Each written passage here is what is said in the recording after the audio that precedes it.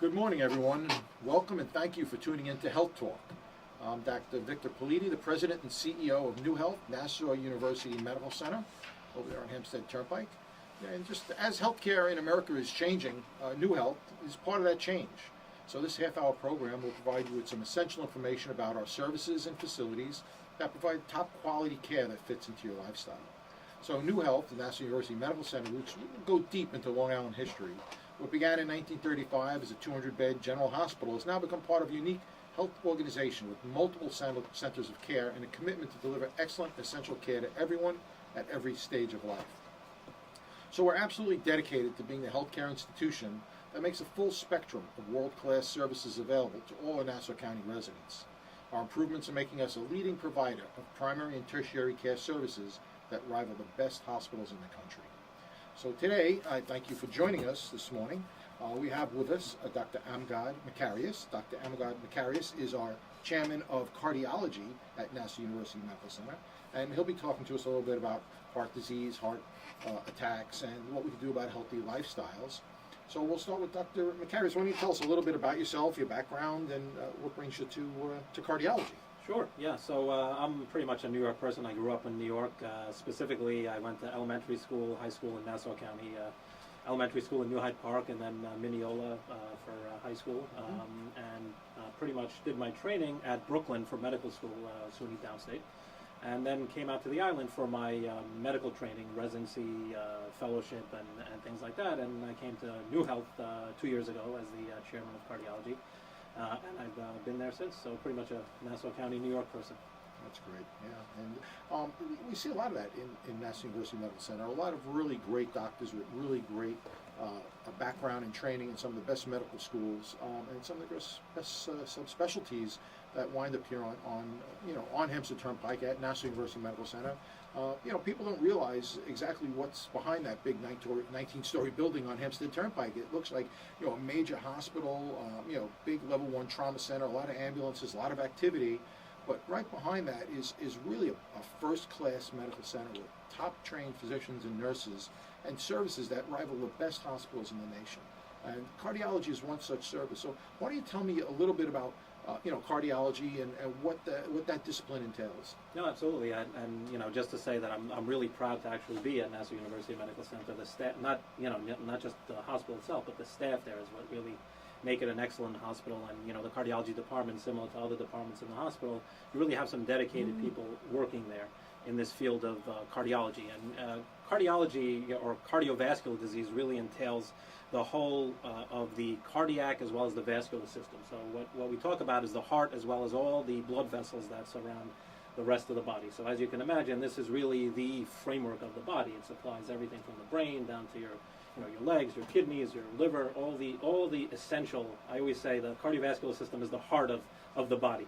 Literally. Sort of like the plumbing system. It's like the pump and all the pipes that bring the blood everywhere in your body. Absolutely. And if you have a blockage in one of those, either in the pump or in some of the arteries or pipes, it's going to decrease the amount of blood going to certain organs and areas and cause problems, right? Exactly. So if you have a blockage, for example, in an artery that supplies the heart, you get a heart attack. If you have a blockage in an artery that supplies the brain, you get a stroke. So these are the types of conditions that we look at. So in medicine, I think our job as physicians and nurses and healthcare providers is to educate people as to what's healthy, what's not healthy, and to try to prevent illnesses. So if we try to prevent the first heart attack, we don't have to worry about treating you after the heart attack. Try to prevent the stroke. Try to do screening for cancers to catch a early cancer to prevent someone from having a metastatic disease or spread of that cancer. So in cardiology, it's very, very important as far as primary prevention. So why don't you talk to our listeners or speak to our listeners about some of the things they should look for, how they should, some hints as to healthy living and some testing that they may want their physicians to perform. Right, so that's really an essential point, and I always tell my patients, my job as the physician is to keep you out of the hospital. Of course, once people do get sick, we take care of them in the hospital, but prevention is really the key of what we talk about. And the good thing about cardiac disease is it is a lot of the things that we can do in our daily lifestyle, we can prevent cardiac disease. So we talk about a healthy lifestyle, and what does that mean? All of us sort of have an idea of what that healthy lifestyle entails, But one of the things is remaining active. I mean, this is the key that, I stress to all my patients, and everybody should, keep this in mind. If you can take the stairs every day. All the organizations recommend at least 30 minutes of, moderate to, heavier activity at least every day, on most days during the week. The other part is watching what we take in. So the other side of the component of physical activity is what we take into the body. The body is like a machine. It takes things in and it gets rid of waste, and part of the way we get rid of those extra calories and everything we take in is with activity. So we have to watch our diet, look at, try to avoid, a lot of the foods that are going to cause increase in plaques in your arteries and all those types of things. So that's the other component. So something like fatty foods, Right. fried foods, Right. Foods high in And the saturated fats, the trans fatty acids, all these are the bad, they contribute to the bad cholesterol. Right, so right off the bat, looking at ourselves, exercise a little more, walk a little more, eat a little healthier, stay away from some of those foods, eat more fruits and vegetables and things, and Exactly. fish, as a matter of fact. Fish, so at least 2 to 3 times a week, have some serving of fish, as well as fiber. Fiber is also very important, and it contributes to the good cholesterol. How about some things that smoking? I mean, it's amazing that people still smoke cigarettes. I just can't, I can never understand it. But why don't you talk to that Well, as a cardiologist? that's the term that I always say. It still amazes me that everybody knows that smoking is horrible for your health, and yet we still do it. That's human nature, I guess.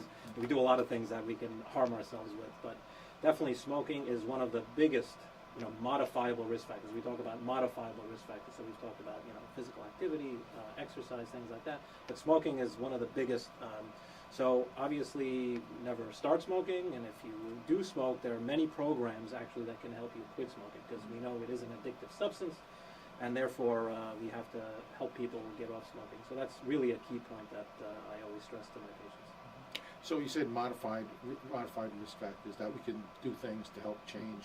How about some of the other things like diabetes or high blood pressure? Other curveballs that our body may throw us. Right. No, it's a similar type of thing, and those also, believe it or not, are modifiable. A lot of people don't realize that high blood pressure is contributed to, for example, by the salt intake in our diet. So just like we talked about fatty foods, we also have to watch the amount of salt we take in, because salt can contribute to increases in blood pressure, and of course the increase in blood pressure damages the blood vessels we talked about and leads to all the atherosclerosis, arteriosclerosis, all the different problems that we see daily. So high blood pressure, if you do have high blood pressure, make sure to see your physician. We should all be seeing our physician once a year anyway for a physical exam, because that's where we'll pick up people who have high blood pressure. We talk about high blood pressure and actually diabetes as the silent killers, because people, they might not feel anything. They're going about their daily business. They have high blood pressure, and only when it gets to the point, where it's really, risky to their health will they start feeling it. So definitely go in, see your doctor at least once a year, and then, your doctor will then pick up either diabetes or high blood pressure. So it's important that people go to see their physicians at any certain age. Should they start? I mean, it should be 40 years old. They should have a yearly physical, or even earlier. Yeah, I mean, yearly physicals can start even when you're in your 20s. I mean, everybody should have at least, some contact with their, physician once a year. We talk about the yearly physical. A lot of the times we'll be forced to do our physical because we start a job and they tell us we got to do a physical. But to be honest with you, anybody should be seeing, and this all comes back to preventative medicine, Right. because things can be picked up, and we can really deal with them before they get to the point where you're having a heart attack or a stroke or something like that. And things like genetics, and that should predispose you to something. Father or mother had a heart attack. You should be more cognizant of that and more vigilant in getting these types of checkups. Absolutely. So family history, unfortunately, are the unmodifiable risk factors. So we can't choose our parents. We always say that's the running joke. So that's one thing that already will put you sort of at a worse. So if your father had a heart attack, and we talk about at an earlier age, so less than the age of 55 for a man, less than the age of 65 for a woman, that's thought to be an earlier form of heart disease. So if you have a first degree family relative that has had those things, you're at a higher risk of developing heart disease yourself. So that's something to definitely keep in mind. That's one of the non-modifiable risk factors. Another one of the non-modifiable risk factors would be age. So, of course, as we know, as we all age, plaques build up in the arteries, and heart disease comes along with it. But by doing the modifiable things, such as stopping smoking and exercising and cutting back on your fatty foods and your salt, and watching your diabetes and other medical problems, you can sort of postpone or delay, hopefully, some of those unmodifiable factors. Or prevent it altogether. Right, where someone's father who died at an early age from a heart attack, by taking care of yourself, you have a better chance to prevent yourself from having that heart attack. So just to remember that this is an early Saturday morning, so probably someone's sitting right now eating an egg, bacon, and a buttered toast sandwich, and we don't want to ruin anybody's breakfast. But right from the beginning, that you need to look at what you're putting inside your body, because that then gets developed into a plaque and into atherosclerotic diseases. So why don't you just, without going too deep into it, explain a little bit about the pathophysiology of atherosclerosis and how that affects our body. Sure. So over time, really what we're looking at is we're looking at the molecular level here of the wall of the blood vessel. So the wall of blood, when we're born, it's very smooth. It's like, it's like butter. You can, things go past it very easily, and we're talking about the blood cells now. We have the platelets and all the other blood components in the blood, and they flow very smoothly. It's like a pipe that's wide open, okay? Over time, with all of these bad things, smoking, high blood pressure, all of these factors that we talked about, they damage the wall of that blood vessel. And now, think of it as, your plumbing is starting to, you get all those gunky things that start building up in there. As that happens, more cells now start to stick to the wall and actually will start to narrow the opening. So, this is the point where people start putting Drano in their pipes. I mean, obviously we have other forms of treatment. We don't put Drano in people's arteries, but that's really, what it comes down to. And that's really the pathophysiology of how heart disease develops. Because as you can imagine, as that plaque gets bigger, you'll block off the artery completely and cause heart attacks, strokes. So then this, the food that we eat, the fats, and depending on some of our metabolism as well and how our body handles these things, starts building up on these arteries. And it could happen anywhere, like you said, in the carotid, in the neck, or in the brain, or in other organs, or particularly in your heart and your coronary arteries. And once you start narrowing the blood flow through those arteries, that muscles, those tissues, those organs start getting less oxygen, and that's when they can have a heart attack or a stroke or some other horrible outcome. So, by doing these primary prevention, hopefully everyone's listening really well, and hopefully they're going to modify their lifestyle, and hopefully they'll be able to cut down on that plaque. But unfortunately, the majority of us, including myself and you, probably we don't always follow the letter of the law, and we do get plaque, and eventually we have some sort of event, an angina, an ischemic event. And why don't you tell us what people should be looking out for, and when does that red flag go and you pick up the phone and dial 911? Right, so that's also a very good point, because when we get to that point where people are starting to have issues, that's where we want to act quickly, because we talk about time is muscle of the the heart, muscle, things like that. So the classic signs, and this is a point that I want to make, is the classic sign, and traditionally heart disease has been thought of as a man's disease. You have the man who clutches their chest, falls to the ground, has a major heart attack. So chest pain is the classic sign that most people are familiar with. But there are other atypical signs that you have to look out for. And what we found, and this is actually very pertinent, and something we focus on also at New Health, is women tend to have slightly more atypical symptoms, and it's been under-recognized over time, and that's why the whole issue of women's cardiac health is also a very important topic that we should focus. So women tend to have more atypical symptoms. So, for example, they might have a little jaw pain, they might feel fatigue, they might have some back pain, they might feel nauseous. All of these signs that you might not always contribute to heart disease. So it's something to also keep in mind. But what I tell my patients is it's usually a change in your symptoms and your body, and it's amazing because you'll have people that come into the emergency room, as you know, at 2 o'clock in the morning, and they said, listen, doc, this felt different. I had this elephant sitting in my chest, and it was different than anything I had ever experienced before, and that could be, a sign of a heart attack. Yep. So we always should be on lookout, for chest pain, shortness of breath, nausea, vomiting, all the classic signs and symptoms, the pain radiating to our left arm and our shoulder. But there are other presentations of ischemia, particularly in women, and I know that's been one of your causes that you've been championing, is women and women's health, and how women aren't recognizing these signs and symptoms until they have a horrible outcome. So, we pick up on these signs and symptoms, we're concerned about it. We shouldn't waste any time. Call the ambulance, come to the hospital, because time is muscle, as you so eloquently said, muscle being the heart. And if we get to them quick enough in the hospital, and we're able either to give them some clot buster medication, or bring them up to the cath lab and basically do some procedure there to open up that artery. We could actually first save their life, and second, stop the damage from becoming too bad. Because if we don't do anything, person could die, or they could damage so much of the heart muscle that the heart becomes basically ineffective and can't pump that blood. When we get to the hospital, is there some of the things that you want to tell the patients or some of the listeners what they should have prepared or what they should tell the doctor? Of course, yeah. I mean, the important thing that doctors always want to know is when the chest pain started, because like you were saying, time is muscle, and the quicker we actually open up, it's usually a blocked artery that causes a heart attack. The quicker we open that artery, whether it is, like you said, we use medication or we use other invasive procedures to open up the artery, the better off you'll be. The more we'll be able to salvage or save. Even some people have come in with a heart attack within an hour or so. We did, whatever procedure we need to do. They go home normal heart, because we were able to restore the blood supply that quickly to the point where there was no suffering of any damage to the heart itself. So, the importance of when the pain started. The other thing is, I want to, the classic story is, the guy who comes in because his wife was nagging him, listen, you're having chest pain, go into the hospital. As men and even women will do this, we'll neglect ourselves. For example, we'll be walking up the stairs one day, we'll get some chest pain, and we'll say, it's indigestion, it's nothing. That's another thing that one of the atypical symptoms is feeling that you have heartburn. I mean, we all suffer heartburn after eating a heavy meal or a spicy meal or something, and then we'll just ascribe it to, what we had for lunch or something like that. So that's another key symptom that we should always, pay attention to. Sure, so we should keep, attuned to our body and our different signs and symptoms. So now you call an ambulance, the ambulance arrives very rapidly, some things to help them, and the emergency, as an emergency room doctor, we like to see when people come to the hospital if they have a list of their medication, so we know exactly what medication and dosages people are on.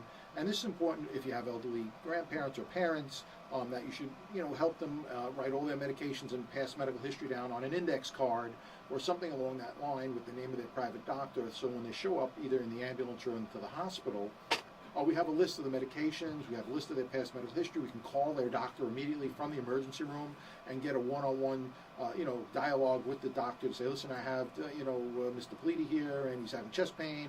Doc, why don't you tell me a little bit about him? And so if you have all this stuff, medication allergies on that card, and give it to grandma or grandpa or your parents to keep in their wallet or their pocketbook, it really helps. And if they have an EKG, if they go to the doctor like yourself, the cardiologist, and they take an EKG, a lot of times you can ask the doctor for a copy. Either you could shrink it down or fold it up and keep it with that list of medication, so that when the ambulance does show up or you do come to the ER, I have an old EKG to compare it to your new EKG to see if there were any changes. So now I admit you to the hospital. We're giving you the medication, maybe some nitroglycerin and some oxygen and things to help the heart. And I call you down to the ER. I said, Dr. Makaryus, bed 3, Mr. Politi's there with chest pain. His EKG looks like he's having an MI. What do you do then? Why don't you tell us what happens? Right. So it depends on a lot of the things that are going on. So again, the timing is very important. What medications you want is very important, like you said. I mean, one of the key points that you actually hit on that I just want to reiterate is you as the patient are the driver of your health. I'm there to assist in that health. So the more, my job is to educate you as the patient. You need to be an educated consumer.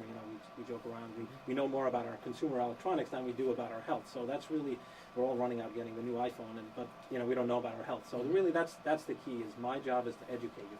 So now I see you in the emergency room, and now the decision gets made of, whether you're going to go to an invasive procedure. If you're having what we call an ST segment elevation MI, that's the type of myocardial infarction where we have to send you quickly to the cardiac catheterization lab. So at New Health, we have a diagnostic cardiac catheterization lab, but we actually work closely with the North Shore LIJ health system. And we can transfer you seamlessly right over there. You get your intervention done, and the use of the North Shore LIJ health system and all of their resources are widely open to us in cardiology. We have a very strong working relationship with them, and really that brings the leverage all of their capabilities in terms of cardiothoracic surgery and anything else that you might need down the line through the North Shore LIJ health system. So when we talk about diagnostic cardiac catheterization or angiography, that's when they put a catheter by your heart and put dye in, and it actually shows all the arteries of your heart lit up like a Christmas tree. You can actually see if one of the arteries are blocked. If it's a blockage, then we could also, at the end of that catheter, have a little balloon. And we actually blow up that balloon, and that's called an angioplasty. And that angioplasty then will spread that plaque and open up that artery so blood can flow to that muscle and revive it. But sometimes we'll have to leave a stent in there. Now, what is a stent, and how does that help? And why do people need to take blood thinners after it? Why don't you explain a little bit? Exactly. So the stent, we talk about the interventional cardiologist as sort of the plumber of cardiology, and what they do is they go in and they actually visualize this obstruction, as you were saying, and then they open it up with the balloon. The balloon, they actually inflate the balloon at the end of the catheter, and then after that you put a stent in there. So a stent is really a scaffolding that keeps the artery open.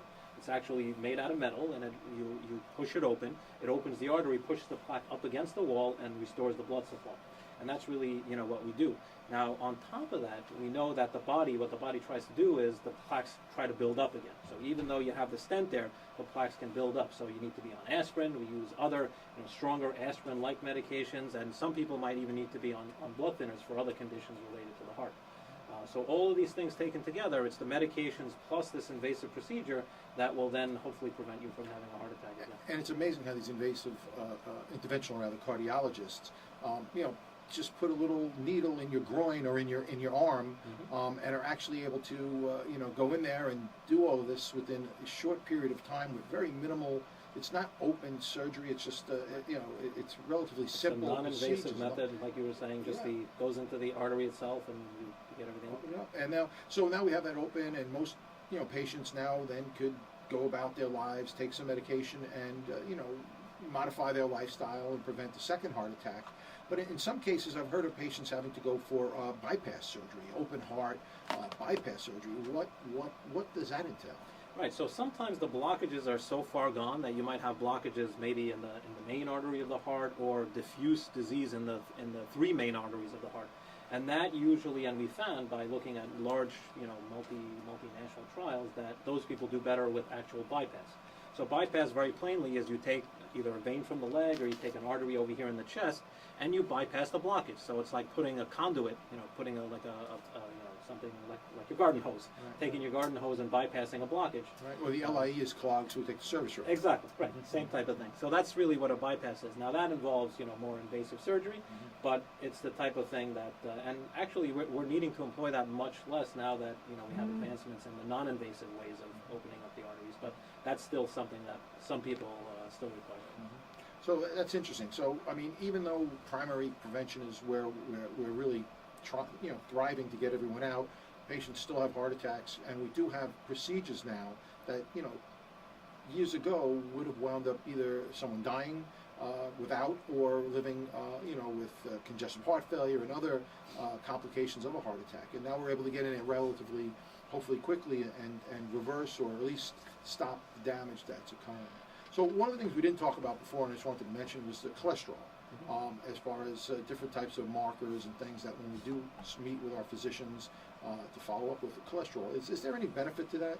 Oh, absolutely. So cholesterol is, again, one of the modifiable risk factors, and in general, there's a lot of confusion out there about what cholesterol is and things like that. So cholesterol is actually not necessarily a bad thing. It's the way our blood carries fat. It's the form that we carry fat in the blood. And we talk about the total number, but even more importantly, we talk about good cholesterol and bad cholesterol. So the good cholesterol is the cholesterol that actually takes the plaques out of the walls of the arteries. So we want to actually increase that, and we do that by eating the good foods, as we said before: fish, fiber, all the things that are good for the good cholesterol, in order to also decrease the bad cholesterol. That's the LDL cholesterol is the bad cholesterol. The HDL cholesterol is the good cholesterol. So those are the two factors that we look at. And of course, there are other markers that now we're learning to look at. Different subsets of these fatty acids and everything else that we're looking at. But really, the main ones are the good and bad cholesterol. So the good is the HDL, and we want more of that. We get that from exercise and from eating healthy.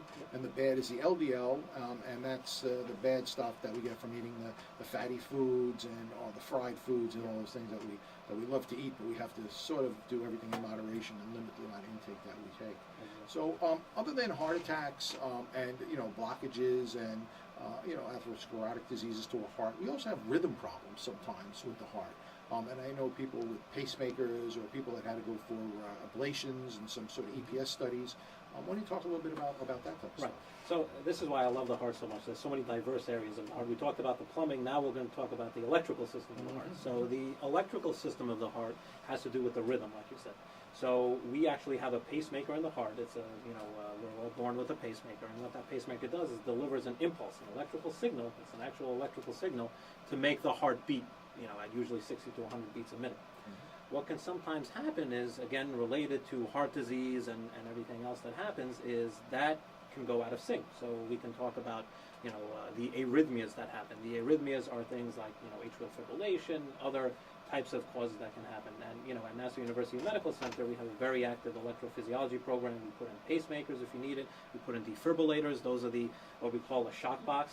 We all talk about people who have cardiac arrest, and sometimes they need to be shocked. Well, some people will actually need an implant of this defibrillator for prevention of these life-threatening arrhythmias. So these people who may feel palpitations, their heart beating very, very fast, or you may have a little shortness of breath and feel your pulse being irregular, which would be atrial fibrillation, and they'll come to you either in the emergency department or in your office, and basically you'll do an EKG and show you have an irregular rhythm. So in most cases, you'll treat them with some medication, and under really severe cases, then you might have to do some intervention, either electrophysiological studies to ablate that errant pacemaker, or implant a actual pacemaker into someone if they need to have it.